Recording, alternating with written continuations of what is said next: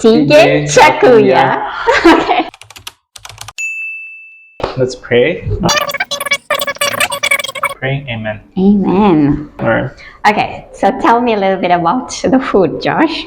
Okay, good. So this is a Malawi dish. Everything except the spinach is from Malawi. Okay. So the rice is Malawian rice, kilombe rice, and the fish is kapenta, a Okay. very popular go-to fish in Malawi.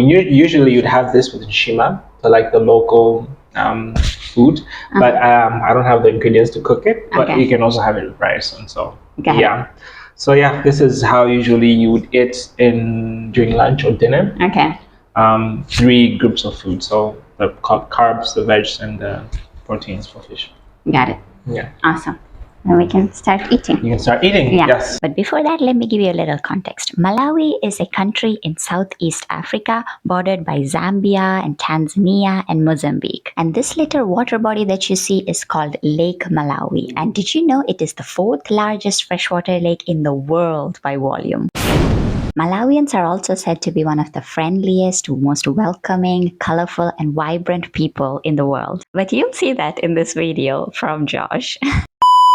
So you guys have rice with like utensils, or do you also have rice with your hands? As you prefer. Normally people eat with their hands. I would eat with my hands. Yeah. Okay. Yeah. You want to eat with? Okay, cool. Let's go for it. Yeah. I think it makes it easy to like dip with the fish Yeah. when you're eating with your hands like this. You just mix everything together, right? Got it. Got it. Let me try everything separately first.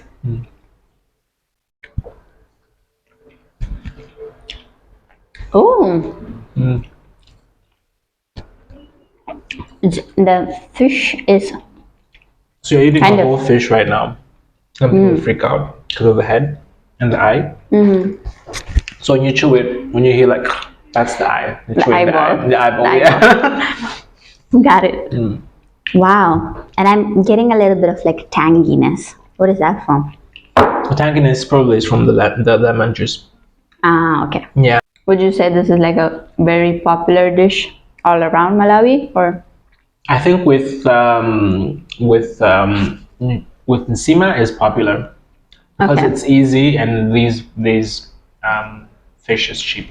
Ah, This okay. type of fish is cheap, so anyone can afford it. Got it. Compared to jambo, the local like delicacy that's very rare to find but also expensive. Everybody likes that, but it's expensive. So this is like you go to your market nearby, you find this, Okay. and then you make it. Do you have fish every day? No, not really.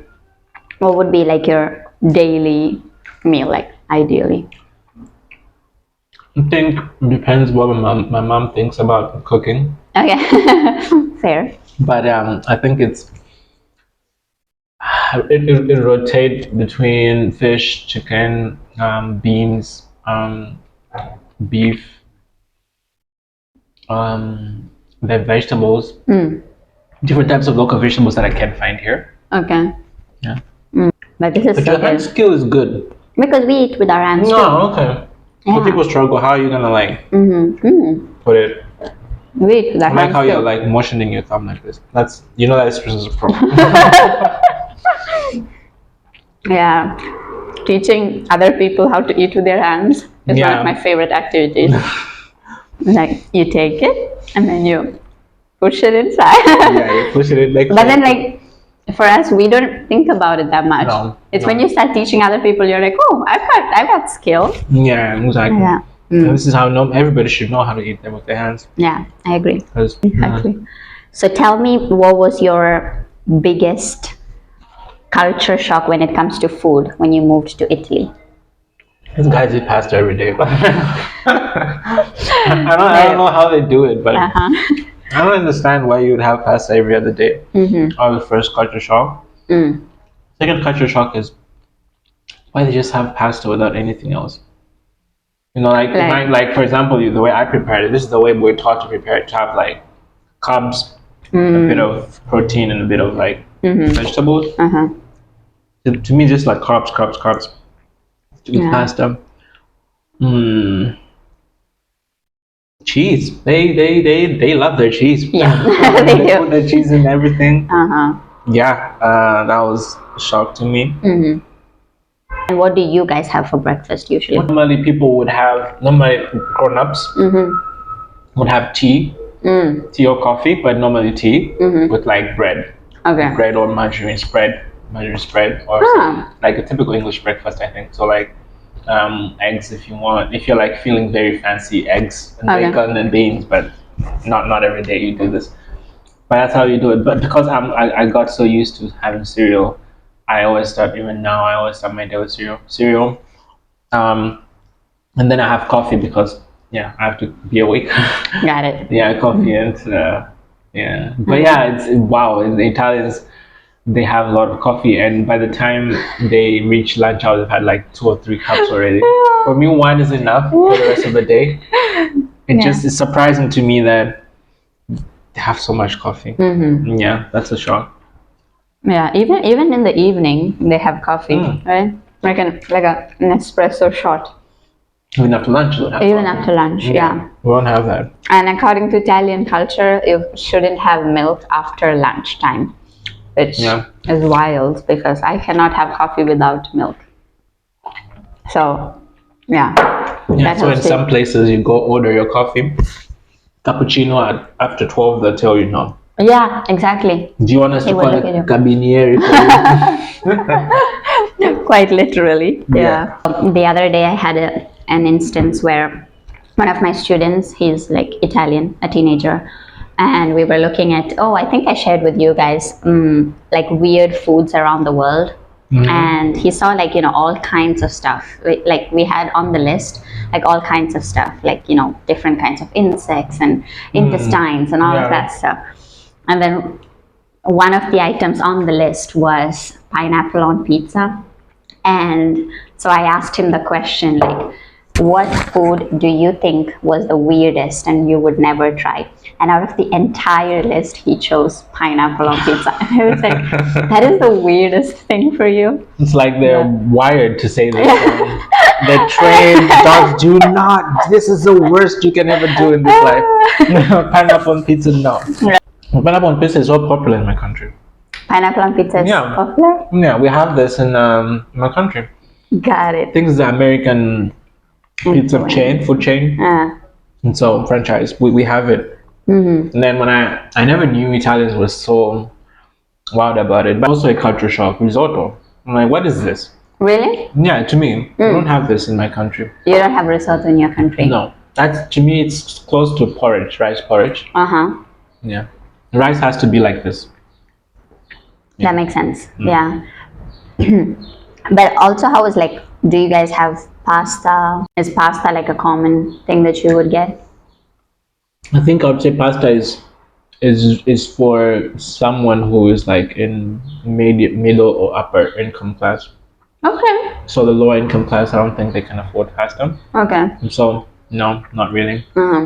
Pasta is usually for them at home. My mom would cook pasta, but not so common. Yeah, because my father was saying he never was full. Like he would like eat his pasta, and it was like, okay, I need you to bring the local dish because this is what was this? I don't feel like I've not eaten anything. Yeah. And so he would like or it would take with that kind of way. Usually, yeah. When my mom is like in the mood and she can like still has energy, she would make seema for my dad, and then she'd make pasta for us if we really, really want pasta. Yeah, but then she'd always make spaghetti because I think spaghetti is the easiest to make. Yeah, spaghetti pasta, and that's it. Yeah. Very cool. But I'm very surprised to hear that you guys have, you were accustomed to sweet breakfast in the morning, because usually I always hear that it's always salty, even for us. We have salty breakfasts. If you go to a typical Malawian family, they have porridge in the morning. Okay. So it's easy because you're using the same maize flour you use to make the local dish. Okay. To make the porridge in the morning.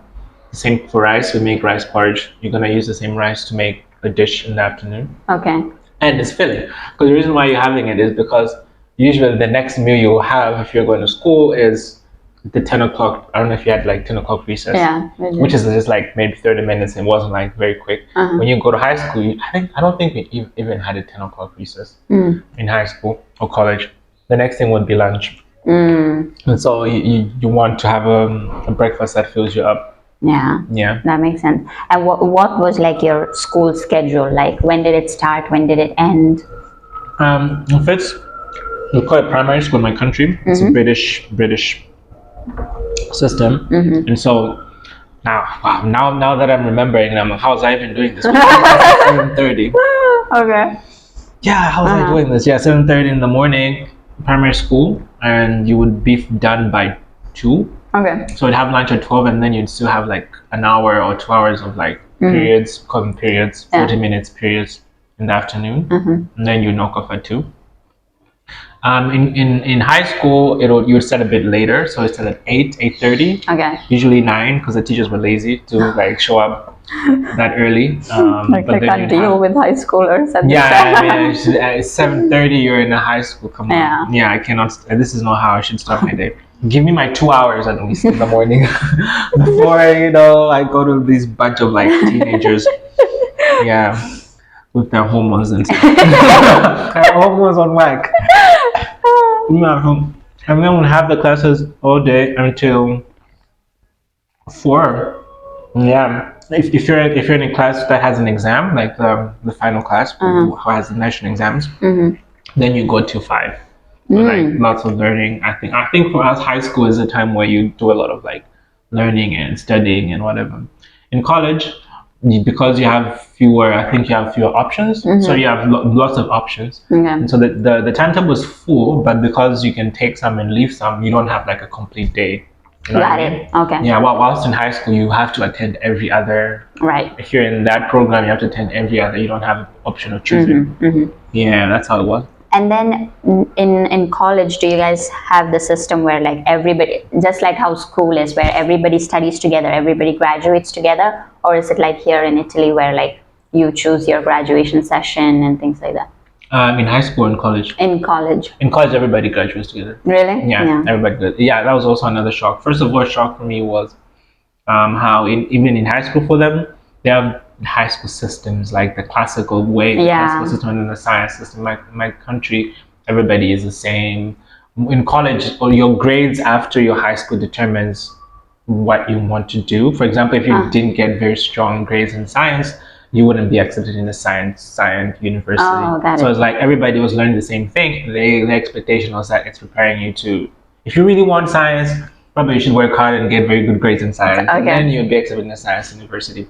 But yeah, my Italian friends tell me that they have like the classical system and the science. I think that something like this. Yeah, classico scientifico. Yeah, exactly. Those kind of things all the way from high school, which is strange for me. But yeah, in university, we all have the same time. We have probably, the difference is that probably some people are going to finish their thesis or project earlier than others. Okay. But everybody will graduate the same because we don't graduate the last day of university. Okay. We finish university, we write the exams, and then they go get marked. So you literally go home, and then you hear from the school how you performed, and then they schedule graduation day, and everybody comes on that day. So you're literally coming from your home. You're not coming from school. You know what I mean? It's like you're not continuing your school, and then you're graduating on that. For example, when I was here in Italy, I defended my research project, and then I graduated that same day. So I could continue, because it was like alone. I was doing it alone. Maybe I don't know if it was a COVID thing. Oh yeah, you'd apply to a session. Yeah. And then in that session, all along your wait, you're preparing for that defense session. And when you finish your defense, your exams have already been cleared. Right. Right. And then that day where you're defending your thesis is the day you graduate. Yeah. Also in my country, you finish your exams, you finish your thesis, you go back home, you wait until they announce when that is, and then when you go, you already know that you're gonna have graduate. You already know your score, you know a lot of things. You're not like waiting. Like here you go and not know. Like they announce it to you. Oh, this is how you perform. Like you finding it out that day. Yeah. Also in my country, you already know, and then that determines how happy you are. Or unhappy you are. How many people you're inviting to the Oh, ceremony? Yeah, I'm like, okay. So I remember going to my friend's graduation when I was in Italy. I was like, wait. And they're announcing the grades was we're all here. Yeah. Why are they doing this? You know, why is this? I think it's so annoying. Yeah.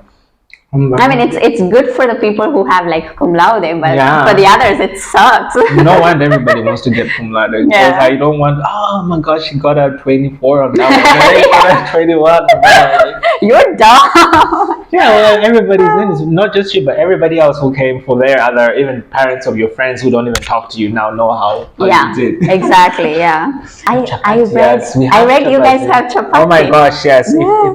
If chapati was easy to make, I would have like made something with chapati. Mm-hmm. We Do usually, you guys have like variations of chapati, or it's just one kind of chapati? I know just one, Okay. like the one my mother makes. Not even like the country chapati, the one that your mom makes. I don't even know what to, as chapati is the way she makes it. There are different types. I'm saying because in India, based on the region that you go, chapati is made a different way. Okay. So if you go to the north, chapatis are a lot more thin and very like big. Okay. But in the south, we have like a little bit more Thickness, and yes. then it's like smaller. Yeah. Yeah, like I've seen the smaller ones. Yeah, I was always, for example, for us, when we make chapati, it fills your like this tape. This one would be full. Okay. And then you'd fold it, right? If you're like, and then you have like some soup or whatever to like dip in it. Right. Yeah, so it's bigger, but also it's a bit thicker and not so thin. Yeah. Yeah. It depends. If you want to make chapati, because usually my mom, how she does it is that her objective is to make samosa, right? Okay. And on the way to samosa, you will have some chapati. And so that's how we would usually. She's like, just chapati. I'm like, no, that's just too much work. I'm gonna be making samosa, and then you will have some chapati whilst I'm doing that. Got So the thickness of the chapati is because of how thick the samosa is gonna be. Ah, okay. So the samosa is not that thick, and so Yeah. like something like this. Only because of how she makes the. Got it. Yeah. How often do you guys have chapati? Oof, my mom. I don't know if I told you this. My mom has like a samosa business. I told you, right? Yeah. So every weekend. That makes me feel miss home. It's like a snack. It's like a snack to us. Normally, you would also have it. It depends. If I decide to, that today I really want to have chapati with like a meal, so I dip it with like a soup or something like this. Then I can let her know, could I help you so we make more chapati, and then I use some of it for my meal. I normally have it like a snack, so like during like when we're like drinking tea. The way my mom runs her house is that we drink tea in the morning. We also drink it at 4. Okay. Apparently, this is not so in many houses, even in my country. Okay. For example, if I go play, when I was playing when I was young, I'll go like, this is what my parents used to tell me. I used to tell people, I want 4 o'clock tea. This is what I would be telling them. Okay. And they were like, what is that? They were like, what is 4 o'clock tea? I'm like we have tea at 4 in my home, like, where is the tea? Yeah. Actually, no, this is something that your house does. Not everybody does this. So like, but that's just something that even today, even now, even with my little brothers and sister, 4 o'clock tea is a thing. Okay. And so the chapati that we did in the morning was having at 4. Like, we literally sit down together and then we have tea. No way. Yeah. I know this is like the reaction I get from people. It is like, it's just no. We have 4 o'clock tea too. Okay. All right. But then we have like little snack items. For us, chapati means it's like a meal. Okay. Yeah. Okay. Oh, unless like sometimes my mom used to, as an after school snack, she used to make chapati and then put like jam over it and then roll it up or something like that. Yeah. But usually chapati is like a meal. Yeah. It's a snack for us. Okay. Yeah. Okay, and then what would you have with the chapati? Just plain chapati or? Now I see the confusion. So the way if it's a meal, she wouldn't fry it so much. Okay. Yeah. If it's a snack, like the way she would make it for us, then we would like take the chapati and then we'd fry it, right? And then it becomes crispy. Yeah, and then it's like something you just snack with the crispiness. Got it. So like deep fry it? Yeah, so she'll deep fry it if she wants to. So the regular chapati if you want to have a normal meal. We'll just, But then if you want like a 4 o'clock snack, then you're just gonna deep fry it with the samosa, and then we get like those huge. We break it together, and then we have the. Okay, that is new information. You don't deep fry your. No, we have a different kind of chapati. It's called puri. And you roll it up, and then that you deep fry, and then it like puffs up or whatever. Yeah. But that's a completely different thing for us. Okay. We never like deep fry chapati. Okay. Yeah. Yeah, I get it. Because I mean, the other the way you would make the chapati is that you would put it in the frying pan, right? Yeah. Like, you wouldn't like put oil, just like. You would like dab oil a little bit, around it, and then like you put it in the pan, and then you would like flip it, around. Yeah, that wouldn't be a snack for sure. That would be something that we have with like fajad sauce or whatever. Yeah. What you normally would have if it's a meal, but you don't regularly have it as a meal. Yeah, it's usually the deep frying one that's the most popular, most popular snack. In your house or everywhere? Everywhere, okay. Yeah, in my house more because my mom makes a lot of samosa every other week, and so we have this but like if you go to the like playgrounds in primary schools, yeah, it's there. Okay. And what is the samosa that you talk about? What's the filling? So my mom fills it with. Now she's sort of like exploring so many angles on how to feel. Even I'm surprised every time. The regular one is minced meat, or like minced meat, like regular minced meat. And then she adds carrots to it. Okay. And then she adds chili pepper, just thinly sliced if you want chili pepper. If you don't want, she takes it away from that. And onions. Okay. So like minced meat, onions, carrots. And then sometimes she would do chicken strips. It's the same thing. So chicken strips, onions, carrots, chili pepper. Got it. And then, weird enough, sometimes she would put potatoes. So this is like the vegetarian option. Okay. So instead of minced or chicken, you have like sliced potatoes. So let me get this straight. Because for us, samosa is always with potato. I know. You don't always have potato? No, when you say samosa in Malawi, samosa is the triangle, and inside there has to be minced meat. Okay. And then you'd fry the meat. Okay. That's actually a very common also Malawian dish out of meat. But you'd fry it, and then you add onions to it.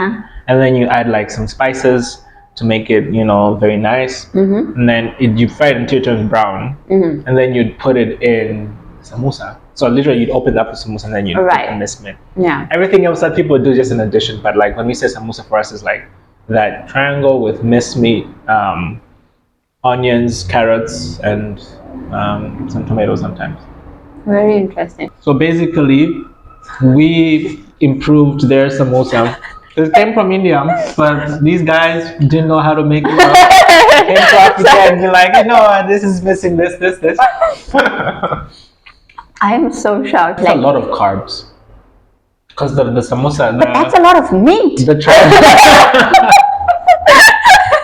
I know. Just shows like our preferences, or our, what we want. Yeah, we want a lot of meat. You're like, okay, just take out the potatoes. Just fill that's it with probably meat. What happened. Yeah, I was like, what? Potatoes? We don't need potatoes. No, put all the meat. Okay, are potatoes like very common in your country? Yes. Okay, then that's not even an excuse. Should I say? No, it's like they're different places. It's just that you find it everywhere, but there are only a few districts you can grow potatoes. Right? Okay, yeah. But it's everywhere. Yeah, it's everywhere. Right. It's popular. But usually people have it with like just fry it. Usually deep fry it to make the chips without making chips. Okay. And then some would dry it and make the crisps. Okay. Or you boil it. Yeah, you boil it. Or you mash it. But it's not also like the way English would. It's not as. It's just something you have. it's really something that it's like it'll make the base of your meal. Potatoes is a side. So like for example, the way you explained it, right, with how you put mince with potatoes, that's how we'll do even with rice. We'd make rice and then we'll make it with meat, and then with the meat you boil the meat with potatoes. So like something that's like sort of like adding a bit of like some extra to the meat, but you don't usually have it itself because again, people think you cannot get enough of it's just potatoes, and like, oh, come on, I still feel like I'm still hungry. It's interesting that. And the thing is, like, we've had multiple conversations talking about samosas, But even about like his mom's business and everything. And every single time I thought, like, that's how she does that's it. how. No, there's no potatoes until someone requests for, I'm a vegetarian. Bring me potatoes, but no. Wow, I'm shook it. Even I don't like that version of samosa. You're like, now that I think about it. Yeah, I'm like, no. Wow. So you've never had like the samosas here at the Indian restaurant? I don't think so, no. Because I feel like I already know what it was. Yeah, so you didn't feel like... Yeah, probably I should now. Yeah. Yeah, it looks like our samosas are different. We could do a food contest. And so you make samosa your way, I make samosa my own way. And then we have people from church come and decide who they think is the best samosa. Because we have different versions of samosa, right? I do it how you do your way, and then let the people decide. Or we could do a blind testing, so they shouldn't know who made who. Yes. Who made what. Okay. Video coming. Yeah, that version we'll see. And then we will decide. Samosa is just so hard to make. That's why it's like not very something I would do. It takes too long. I don't even know how my mom does it. Yeah, it's the cover that annoys me. Yeah. It's so difficult. It's so hard. And also to like roll it. First of all, I don't have a rolling pin. That already is a huge challenge. Yeah. And then on top of that, you have to make it like super thin and whatnot. Yeah, it has to be super thin. Mama does it on Sunday afternoons. That's what she does on Sunday afternoons. She makes it for a whole week and then she freezes it. Wow. Yeah. And then she fries it every morning. So did she have the business while you were still back home, or did she start it later on? She started later on, but she's always been really good with samosa. Like, got it. So it's like when you've like done really well at school and like she's happy or something, she decides to make samosa because you know how it takes so much time. Yeah. So and like okay, gonna have samosa this weekend. Those things, Cute. Yeah, it's not like yes. I'm looking forward to the weekend of samosa. Samosa weekend. Yeah. Oh, yes, and then we'll usually have it for breakfast on the 4 o'clock. Okay. When will you have? Would you normally have your samosa? That is a snack item. So after school snacks, yeah. We even have. So this comes from the north, but we have something called samosa chaat. So they would take a samosa and then they would like chop it up and then add like a couple of other things. This is a typical like, street food kind of situation. So chop up the samosa. And then add a bunch of other stuff like onions and cilantro and some sauce and everything. But like parents don't necessarily allow their kids to eat this. So this is something that we do like, after school, we like go to the nearest like little carriage thing and have it. But then samosa is definitely like a snack item. So 4 o'clock tea and snacks. Thank God for Indians who brought samosa. But also Africa. Some people like to butcher things. Come on. No, but you had to improve it. Improve it. You have to try it. Don't knock it until you try it. Yeah, don't say it until you try it. Unfortunately, my mother is not here, so I'll try my best to represent her well. So I will keep my thoughts to myself until we have the cook off. Then we will decide. Yeah. So my final question for you is: what is something either about your country or about your food or something that you would like for people to know? Yeah. Represent all of Malawi now. I think Malawi is not so well known. It's small. Every time I go and talk to people and introduce myself, I'm from Malawi. Like, the first person I've met from Malawi, where is that? They usually think it's Mali. So Malawi is not Mali. Mali is in the west of Africa. Okay. It's very far away from Malawi. Malawi is in the south. And I mean, indeed, it's landlocked, it's small, but it has a lot to offer. I think it's a beautiful country. There's like lots of food, good people. Really well known for the people who are there, very friendly. So, I mean, if you would go for a trip, you wouldn't worry about getting lost because people will actually do more than necessary just to make sure that you find your way. Entertaining or welcoming guests is very big in my culture. So, like for example, if they're coming to my house, if it was in Malawi, you go like, "Oh, thank you so much. You came to my house. It's an honor." And it's true. This is how you're trained. You're trained to like welcome guests and strangers. It's seen as a blessing from God. When you have a guest, and then you're taught to like treat that guest really well. So, for example, I've gone to in my type of work, I've gone to villages where people are so poor. But because you're the guest, they probably they're gonna kill like their chicken that they've saved for the whole year, and because you're there, they're gonna have to like kill it. Wow. And you don't even know that they're killing the chicken, and then they bring the chicken. You're like, wait, what is this? They're like, we killed the chicken for you, made it for you. But why are you doing this? You wouldn't normally be having chicken today. I was like, no, but you are our guest. This is our gift to you. So like, I think more people should know about this because I think it's special that how warm and welcoming people are from Malawi, and also like just Malawi in general has a lot to offer. There are lots of safaris. The climate is really good, 25 degrees average throughout the day. I can brag about it now because I thought that the whole world is like this, but no, not everybody has a good climate like this. So I feel like people should visit Malawi more. So. Yeah. Okay. I hope you give Malawi a shot. Yeah. Recommend 10 out of 10. Really? You like the food? I really do like the food. Okay. It also kind of like reminded me of home because we also, as I shared with you, like we also have dried fish. Like that, which I only have when I go back home. So it was kind of like, something familiar, but also like very different, let's say, flavor palettes for the entire thing. It's like very, very cool, very interesting. Cool. Yeah. I'm glad you like it. I loved it. Thank you, Josh. Looking forward to the cook-off. If you probably hear from me again when me and Cynthia are on opposite sides. Yeah. Battling the war of the samosa. Yes. That's how we'll call it. We are, yes. May India prevail. Well, thank you so much for cooking for me, but also for being so open to share your culture and your food and everything. Really appreciate it.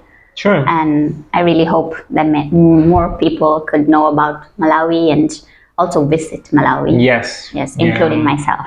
Yeah. So if somebody wants to sponsor a trip to Malawi, you know who to call. All right. Thank you, Josh. Sure, man. You'll come. Okay.